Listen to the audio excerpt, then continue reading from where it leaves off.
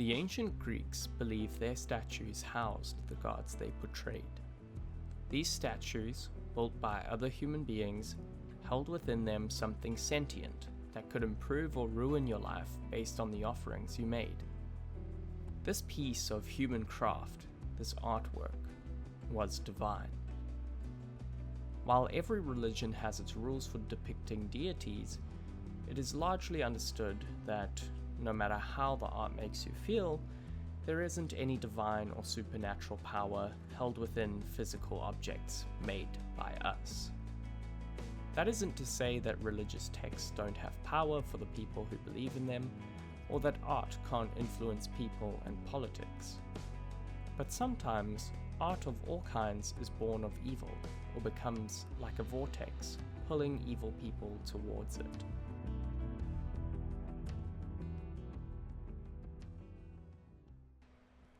Satan, or Lucifer, has been depicted in every art form that exists. He has been drawn, painted, sculpted, sang about, choreographed in dance, performed in movies, and written about in books. But rarely have these depictions been the catalyst or result of some real-life evil. The paintings we find spooky or are rumored to be haunted aren't the ones with the darkest history. Sometimes the most evil paintings are the most mundane. This was painted by an Austrian artist that I can assume you're familiar with just by the fact that you are a human being living on Earth. Yes, this is a painting by Adolf Hitler. It's shockingly ordinary, almost boring. As you likely know, Hitler was repeatedly rejected from the Academy of Fine Arts, which he cites as a major influence on his life's trajectory. Now, 80 years after the end of World War II, a group of people cling to the belief that Hitler's art is preferable to most modern, contemporary, and pop art. Art holds very little meaning to the people who hold these beliefs, as if they truly cared about the greatest art achievements, they would outright reject AI slop, which is obviously not the case. In an ideal world, political beliefs do not necessarily describe your morality. But considering the Ouroboros that is fascism, propaganda, and art, it's easy to see why the art that was made by someone seeking genocide could still sneak into the talking points used to justify crimes against humanity in the modern day. But for that reason, Hitler's art attracts evil. But Hitler's art wasn't necessarily made with evil intent. It was the life he led that changed the context around his art. The best art isn't necessarily the most aesthetically pleasing. Art is uniquely capable of reaching our emotions and changing the way we think. Performance art is widely criticized by people outside of the art space because it's often seen as easy, pointless, or pretentious. But Serbian artist Marina Abramović made one of the most groundbreaking, shocking, and unreplicable pieces of performance art that we will ever know. The setup for this piece, titled Rhythm Zero, was simple. Abramović supplied a few items which people could choose to use on her. She would stand in the center of the room and viewers could participate in the piece however they wanted. They could use the things she included however they wanted. They could do whatever they wanted. The viewers were also absolved of any responsibility going into the artwork, so any crimes committed could be defended in court. With these restrictions removed, given the choice to do good or to inflict pain, how do you think the piece went? The event started peacefully, but it ended when a fight between audience members broke out. One of the items that she provided was a gun. Someone was trying to put the loaded gun to her head while manipulating her finger around the trigger. If given the opportunity, without reason, a person may choose to kill someone. This artwork revealed that anyone could have the potential to be evil, and will act on that potential if given the opportunity. It also sheds light on an unsettling possibility. If art is a place where evil can be portrayed, displayed, and replicated, how much evil resides in the places where it's hidden? Sometimes art is made with cruel intentions. Sometimes evil is the cause for an art piece existing and the legacy it leaves behind. When you look at this canvas, you might think it's some kind of modern art that is particularly uninspiring, but it's missing something. This is a painting created by Ricardo Lopez, the man who stalked Icelandic singer Bjork. He was obsessed with her to the point of deluding himself into thinking they were together. When Bjork publicly entered a relationship with music producer Goldie, that was the straw that broke the camel's back for Ricardo Lopez. He wasn't just obsessed with Bjork, he was also racist, so the relationship was his personal hell. Ricardo Lopez wanted to be known, he wanted to be recognized and loved as an artist. He wanted to fulfill his obsession, but the tide was rolling in, and his sanity was washing away. This canvas, with the words, "the best of me," crudely painted onto it, is incomplete. It was created as part of a larger plan. Lopez planned for his artwork and the videos that accompany it to be the final word on his relationship with Bjork. He had sent a sulfuric acid parcel bomb to Bjork with the intention of killing her, which of course failed.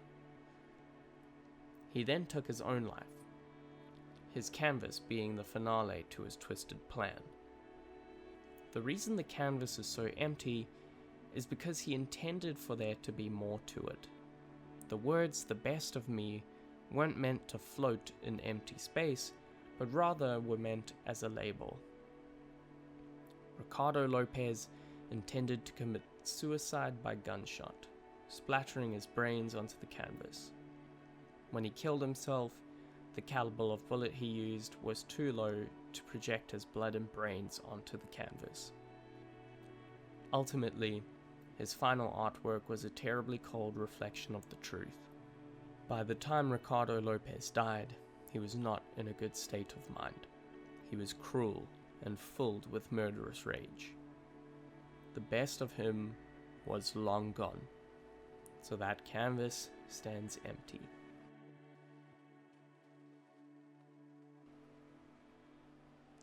There are many stories and theories about the world's most famous musical artists selling their souls to the devil to become famous musicians. It seemed in the 2010s that there was a new theory about a musician being part of the Illuminati every day. Those stories are given a lot less thought nowadays, but the truth is, Satan has made his fair share of appearances in the music industry.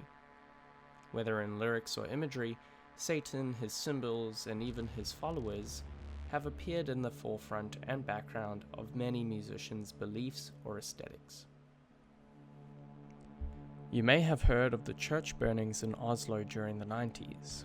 The band Mayhem, with its founder and lead guitarist Euronymous, was a key figure in the rise of Norwegian black metal. This entire genre and the tight-knit group that inhabited it were dedicated to evil. This led to church burnings and murders in the name of Satanism and black metal. It also seems weird that a happy, safe place like Norway would breed such a dark subculture. It's important to remember that a lot of the key figures within the black metal inner circle, like Euronymous, were relatively young. Their live shows were shockingly dedicated to the aesthetic and the beliefs they held, with the use of dead animals, and the lead vocalist Dead cutting himself on stage and throwing his blood onto the crowd. After a short time with the band, Dead committed suicide with a shotgun and a knife, which Euronymous took advantage of by taking photos of his corpse and even using it as the cover for an album. This was enough to cause fellow band member Necrobutcher to leave. Later, Varg otherwise known as Burzum, killed Euronymous, which brought an end to that saga.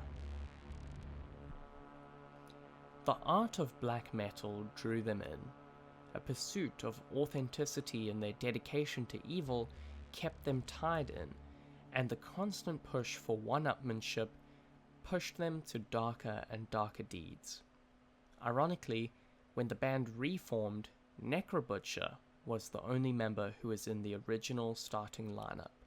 Heavy music can be an especially intense conduit for attracting particularly strange and evil individuals, many of whom might not even resent you for calling them evil. Edwin Borsheim of Kettle Cadaver is one of the most intense masochists you would ever see. He also committed necrophilic bestiality on stage, which is... yeah. G.G. Allen was also a particularly brutal individual in the punk scene, with an arrest for assault, beating audience members, and throwing literal shit around. This raises an interesting question of how we associate morality with art, and how art can quickly become an excuse for cruelty. Where Rhythm Zero attracted cruelty from the audience, musicians like G.G. Allen were more interested in inflicting their cruelty on the audience. How does art facilitate this change in people? Is art just an excuse to behave without morals? With heavy music, the aesthetic is one of rule breaking, boundary pushing, and violence.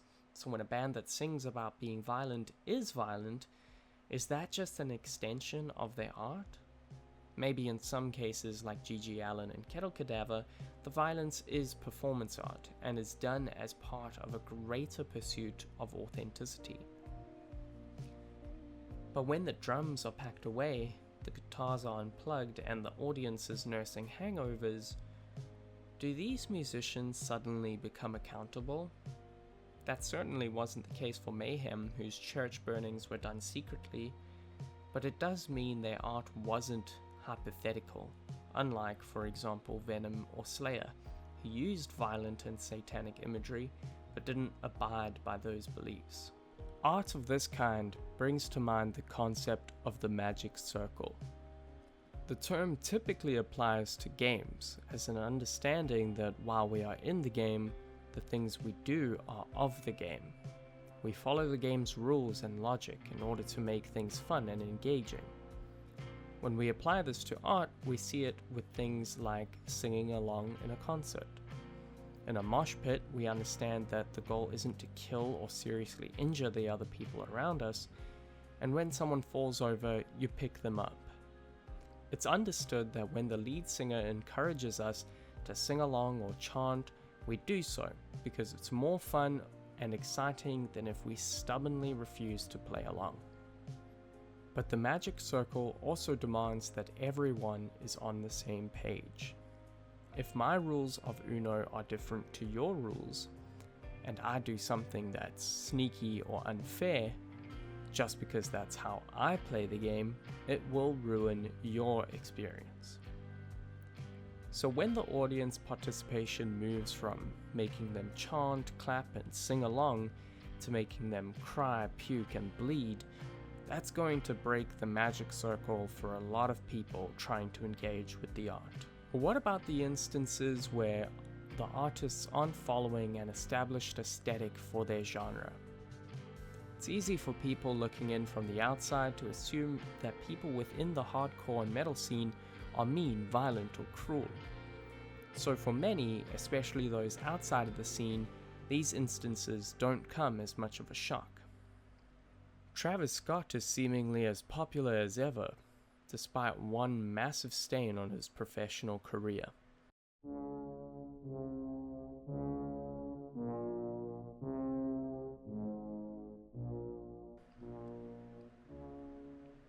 There are many conspiracies around the Astra World Festival, but these are the facts. In 2021, Astroworld was looking bigger than ever. On social media, Travis Scott was urging people to sneak in if they have to. On the first night of the festival, people were jumping over fences, pushing the venue beyond capacity. The intense surge of people packed in extremely tightly resulted in crowd crush. The crowd crush took the lives of 10 people. As ambulances made their way through the crowd and people screamed for help, okay, where my guy, man? Come on.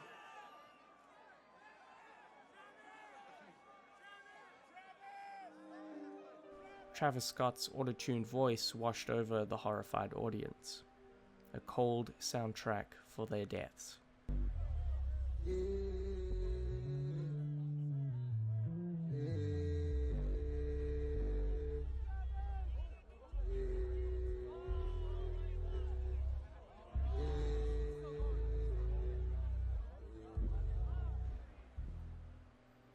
As the news about this concert was unfolding, there was a lot of confusion around how this could happen. This bred conspiracy theories and speculation. With this one event, there was a massive resurgence in the belief that the music industry as a whole is under satanic influence. Some of the things people cite as evidence are the imagery, like the entrance being similar to depictions of the mouth of hell. People also looked at numerology and dates. They further investigated Travis Scott's music, his past, and the imagery he uses for album art and merch. There were even rumors that people were getting injected with drugs at the concert. This all culminated in the belief that Astroworld wasn't a concert or a festival, it was a sacrificial ritual. The apology that Travis Scott later released seemed tone-deaf and performative, being posted in black and white.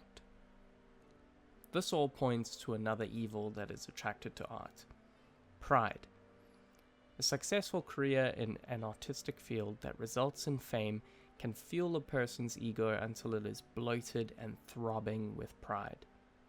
It doesn't matter what the conspiracies say, Travis Scott wanted a massive crowd. He wanted the venue to overflow. He got what he wanted, and 10 people paid the price. With his music career continuing to chug along and his songs continuing to go viral, it makes you wonder if he ever thinks about those 10 people and whether or not he truly feels responsible. With the sheer number of fans that musicians can amass, a few of their fans would inevitably be strange. As we saw with Bjork's Stalker, the fans of musicians can become obsessive or have the capacity for evil. In 2016, Christina Grimmie, who was getting the ball rolling on a successful music career, was seen as a sincere and loving person. She was an active internet personality and a popular musician, which set her apart as someone easygoing and approachable. Unfortunately, this also could have fueled parasocial relationships with her fans. Her love and warmth went into everything she did. While most celebrities are reserved and cautious about hugging fans or even standing too close to them, when Christina Grimmie hosted a fan meet and greet, she approached her fans with open arms. One such fan whom she went to hug was Kevin James Loibel, who responded by pulling out a gun and shooting her 3 times at point-blank range. The shooter turned another gun on himself, preventing us from knowing why he did what he did. The real evil that exists in and around the music industry makes conspiracy theories look pointless. There was a time when the worst evil you could expect in music was a satanic message that you could only hear if you played the record backwards, and even then, it's almost impossible to hear or understand. The allure of film is undeniable. For people who truly love the medium, there's nothing more magical than movies. They combine all art forms into one, and they decide who will be the most recognizable faces of our time. It tracks then that the film industry will also draw in some unsavory figures who twist the power of production to suit their own nefarious goals. It was the film industry that was at the center of the Me Too movement, which shed light on some of the dark deeds that had taken root in the very core of the industry. Actors, directors, and producers all had their stories told, and some were exiled from their work and the public eye for the things they've said or done. Accusations of pedophilia, abuse, and even cannibalism in the case of Armie Hammer ran through the industry and spread to other industries and platforms. While some of the accusations remained as accusations, some went to court. One such case was Kevin Spacey, who had multiple sexual assault charges against him. However, 3 of the people accusing him mysteriously died before they could testify. This conveniently contributed to him being found not guilty. Hypothetically, if he were in some way responsible, it would be the absolute pinnacle of the deep-rooted evil that led to Me Too, and the violence that characterizes it. But some evil comes from impersonation. It's well understood that violent video games and movies don't make people violent, but sick and violent individuals will always find something to latch onto. If there weren't violent movies, killers would be killing in the name of cartoons. This actually does happen. Even though there are thousands of violent video games and movies, there was a shooting inspired by and dedicated to a character in Danny Phantom. In 2012, there was a shooting at a showing of The Dark Knight Rises. It was thought at the time that he was inspired by the Joker. This was later disproven. We all have the potential to be filmmakers. Cameras are incredibly easy to access. If you're watching this video, there's an excellent possibility that you have a camera. Whether it's a cinema quality camera or your smartphone, you have the ability to record videos and make movies. Indie filmmaking in particular lends itself well to horror, with low-budget classics like The Blair Witch Project and Saw. But what about those aspirational filmmakers who use this incredible technology and wellspring of inspiration to film their evil deeds? In Scream, a group of teens are thrown into the plot of a horror movie as someone has taken inspiration from the horror genre and fashioned themselves into a slasher. If they'd watch Prom Night, they'd save time. There's a formula to it. A very simple formula. Everybody's a suspect. In the Scream universe, there is a movie franchise based on the events that unfold in the plot called Stab. In real life, there are Brian Draper and Tori Adamczyk. If you watch any true crime channels, you might have seen the disturbing case of the Scream Killers by Explore With Us. These two were inspired by a few different people, including the Columbine shooters. But among the people they wanted to replicate were the 2 killers from Scream, Billy Loomis and Stu Maker.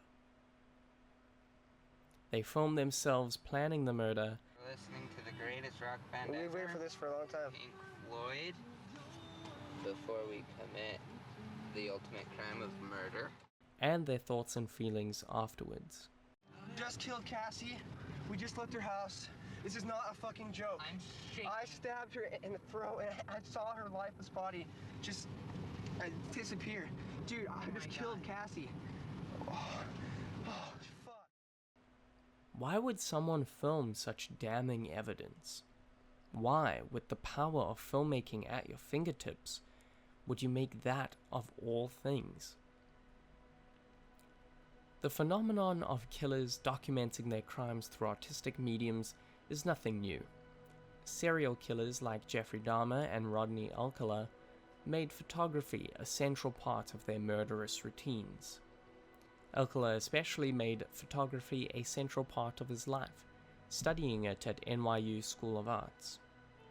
He offered to take photos of women and girls, helping them build a portfolio, luring them out to remote places where he would photograph them, often in sexually compromising or explicit poses, before killing them. His victims were often teens or even children. Given the opportunity and the means to create something, to photograph something or film a piece of your life, your history, why immortalize your own worst deeds? An essential part of almost every evil deed is power. Greed, murder, and rape all make the perpetrator feel more powerful. These killers don't see it as criminal evidence. They see it as evidence of their own power. As Rodney Elkler adds to and looks over his collection of photos, he is reminded of each person he destroyed, each person he had overcome. If each of these examples has taught us anything, it's that evil art brings with it an ego.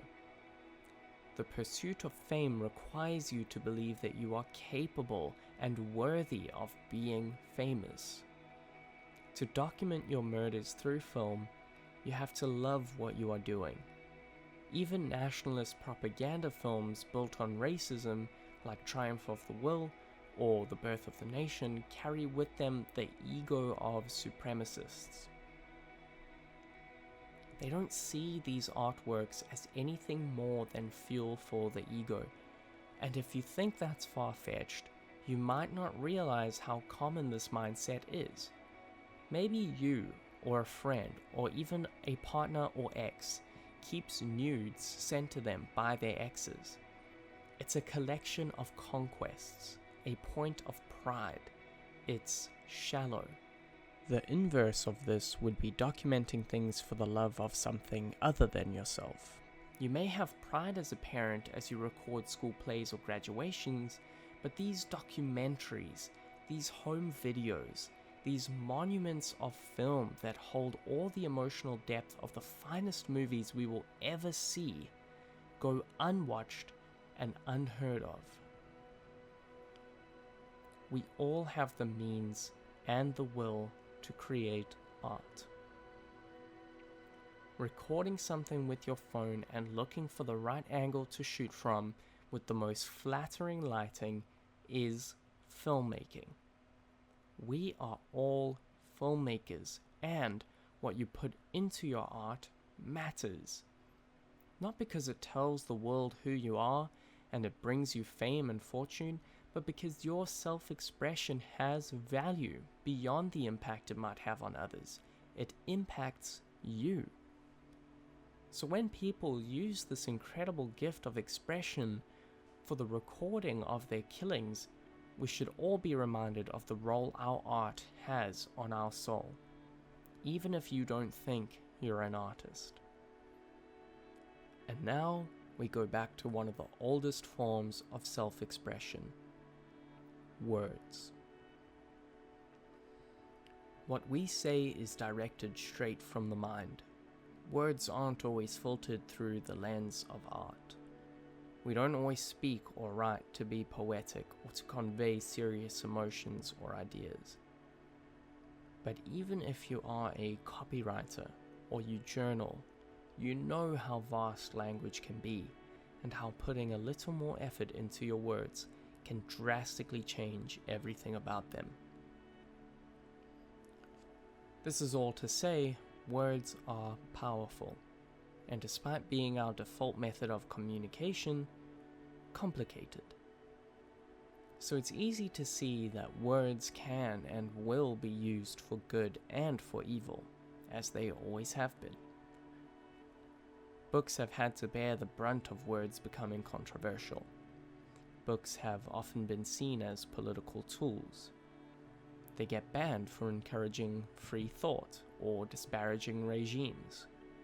But some books are written by evil people, or used as justification for evil.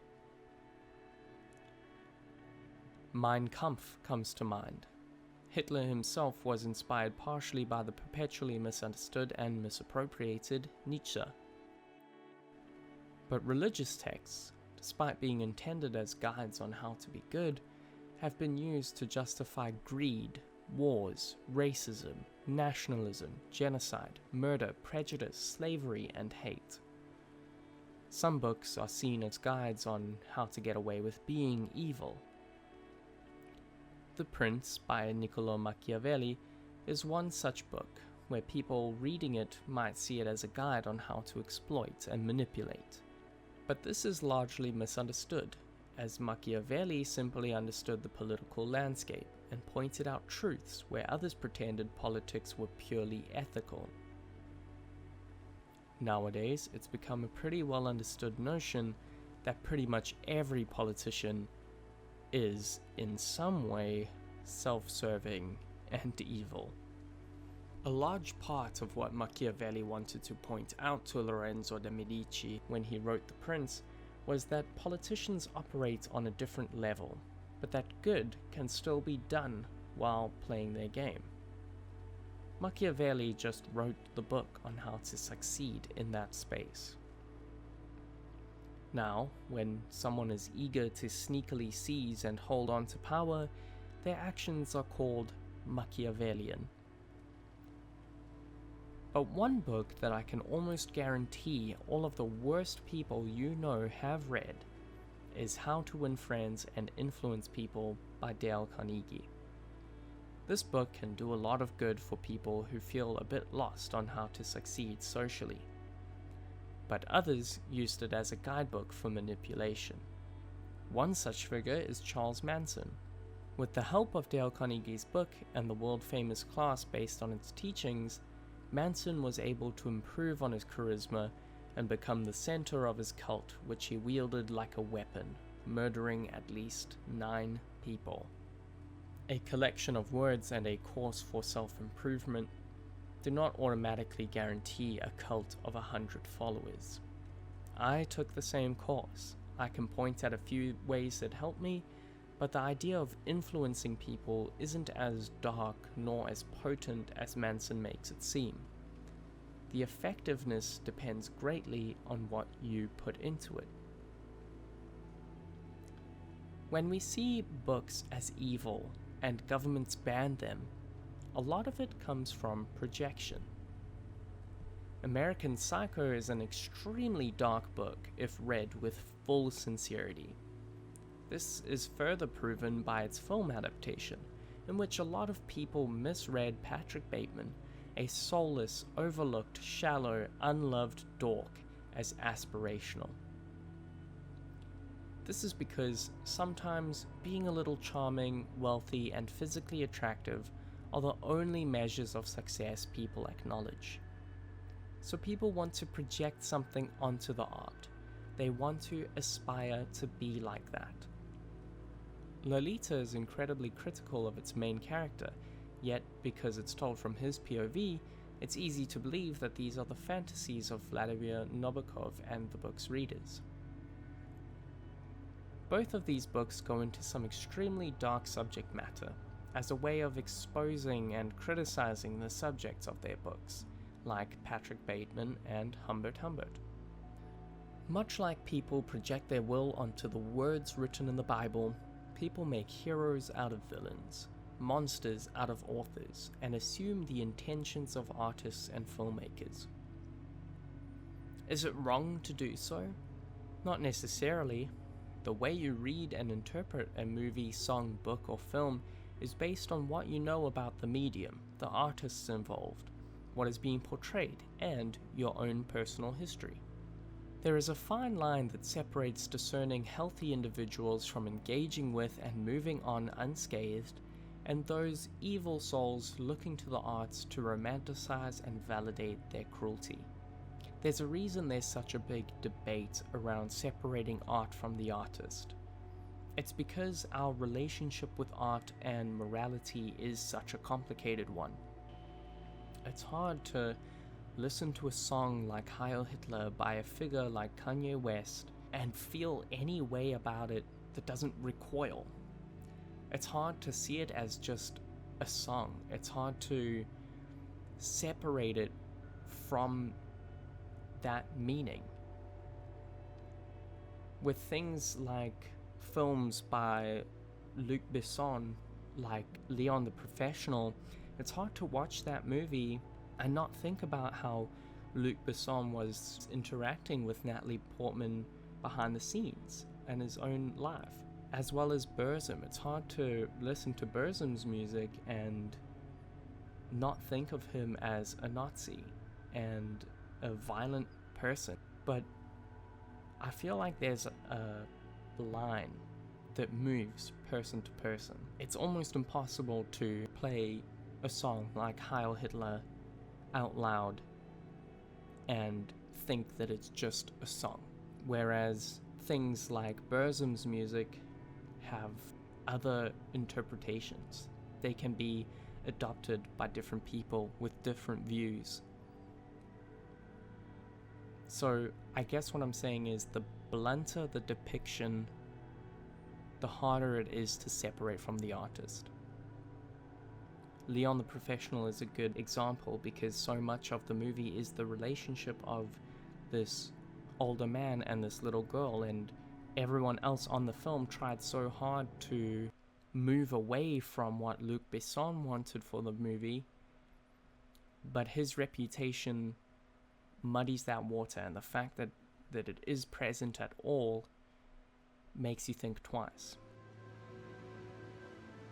I've never had another girlfriend. You see, Matilda, I won't be a good lover. Okay. Just do me one favor. What? Sick of watching you sleeping on your chair. We're gonna share the bed. I don't think it's a good idea. And this happens every time someone is cancelled. And I think the biggest shame with it is that it isn't always just one person's piece of work, especially when it comes to film. It's hard to watch a movie and see Kevin Spacey and not think that, hey, that's Kevin Spacey. But I think it does a disservice to all the other good people who put all their time and effort and love into this film for just one person to come in and ruin it. I think it's certainly harder when the person being criticized is an actor and the face of the movie. But when it's a director or a producer, it becomes a little bit easier to separate from that person. If you enjoyed this video, I would appreciate it if you subscribed. We're just getting started, so it would be awesome if you joined us as we explore more dark topics and ask some unsettling questions. Speaking of questions, I want to know what you think about the relationship between art and evil. Or better yet, let's get a palate cleanser going in the comment section. Tell me about a positive artwork that attracted good people and inspired positive actions. I'll start with 7,000 Oak Trees by Joseph Beuys. It's exactly what it sounds like. He understood the value of trees and set out to plant 7,000, which greatly improved the environmental consciousness of Germans, and has had a lasting positive effect to this day.